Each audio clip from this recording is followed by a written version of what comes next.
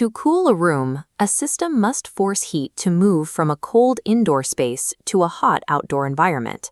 This requires pushing thermal energy directly against the natural laws of thermodynamics. Achieving this unnatural heat transfer requires a specific fluid, a refrigerant, to be continuously circulated between the two spaces. Look at this closed-loop schematic. It shows a basic setup with an indoor evaporator and an outdoor condenser, but it lacks a mechanical driver. The refrigerant is trapped, motionless inside the pipes. Because the fluid cannot move, the system reaches thermal equilibrium. In this static state, heat cannot be absorbed or rejected. There is no pressure differential to force the fluid from one side of the loop to the other. Breaking this equilibrium and forcing the refrigerant to flow requires an immense, continuous application of mechanical force. Without a device capable of artificially creating distinct high and low pressure zones, refrigeration is physically impossible. A static refrigeration loop is identical to a human body without a heartbeat. The refrigerant, much like blood, requires a pump to sustain the cycle. In an HVAC system, that pump is the compressor. It acts as the thermodynamic heart of the entire operation. When this heavy industrial machinery vibrates to life to drive a cooling system, it utilizes raw kinetic energy. The compressor does not magically generate cold air.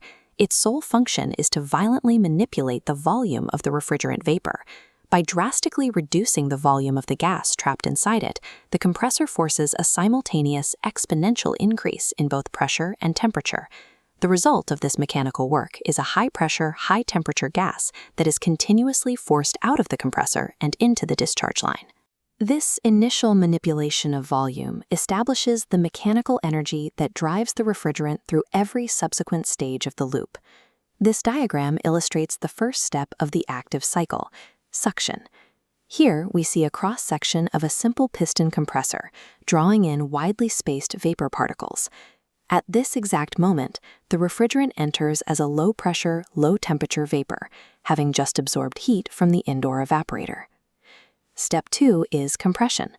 The piston slams upward, rapidly shrinking the volume of the chamber and crushing the particles together. A rigorous rule of thermodynamics dictates that as the volume of a gas decreases, its molecules collide with each other at a much faster rate. These rapid molecular collisions translate directly into a massive spike in internal pressure, alongside a sharp rise in sensible temperature. This leads to step 3, discharge. The discharge valve opens, forcefully expelling the finely agitated vapor into the next section of piping. The refrigerant is now a high-pressure, high-temperature gas. It has been physically primed by the piston to begin its journey to the outdoor coil. At this point, the compressor's task is technically complete. It has provided the initial kinetic push required to drive the rest of the phase changes. This conversion of mechanical work into thermal energy and pressure is the necessary first movement that allows the rest of the cycle to proceed. If the mechanical goal of reducing volume is universal, why does the HVAC industry rely on 5 distinct types of compressors? The required cooling capacity and the scale of continuous operation dictate the architecture of the machine. This split screen displays the 2 main residential options. On the left, a reciprocating compressor uses pistons, and on the right, a rotary compressor uses rotating vanes to squash the vapor. Both are ideal for smaller loads like window units or split ACs. For commercial systems, the architecture changes. A scroll compressor uses interlocking spirals for highly efficient, quiet operation. Beside it, the screw compressor relies on rugged helical rotors, designed specifically to handle massive, continuous industrial chilling without breaking down. Finally, large-scale applications like airports use centrifugal compressors. Instead of a volume-crushing chamber, they use high-speed impeller blades to increase pressure through raw kinetic energy. Whether the machine uses a piston, an interlocking scroll, or an impeller, every topology fulfills the exact same prime directive, increasing vapor pressure. This diagram tracks the high-pressure gas as it arrives at step 4, heat rejection inside the outdoor condenser. Because the compressor forced the gas to become hotter than the outside air, thermal energy naturally flows outward. Losing this heat causes the vapor to condense into a high-pressure liquid. Step 5 introduces expansion.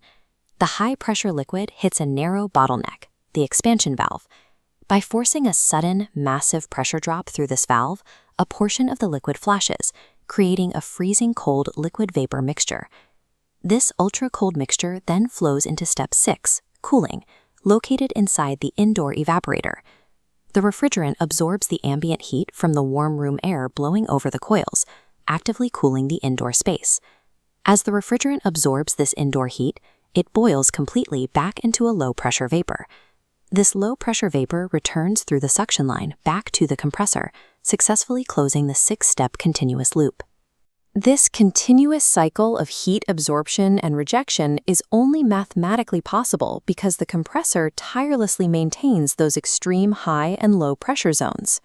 In real-world applications, this robust engine is highly sensitive to external system variables. Compressors face a critical engineering constraint. They are designed strictly to compress vapor, which is compressible. They cannot compress liquid. If the evaporator fails to fully boil the refrigerant, liquid travels directly into the suction line. This creates a complex failure mode known as liquid slugging. When an incompressible liquid enters a tight compression chamber meant only for gas, the mechanical impact is catastrophic. A failure in an entirely different part of the system, such as a frozen evaporator coil, will cascade down the line and physically destroy the compressor. Other cascading failures stem from similar losses of system integrity. Dirty condenser coils drive up discharge pressure, and low refrigerant charge causes severe overheating. This system diagnostic map shows how preventative maintenance serves as the defense against these cascading failures. Checking superheat and subcooling metrics, verifying electrical voltage, and cleaning filters guarantees that the compressor only receives perfect low-temperature vapor. These maintenance steps are strict requirements necessary to protect the system's core machinery. The compressor creates the exact pressure difference that allows the entire cycle to function in the first place. By protecting the compressor, you ensure the continuous, invisible transfer of heat that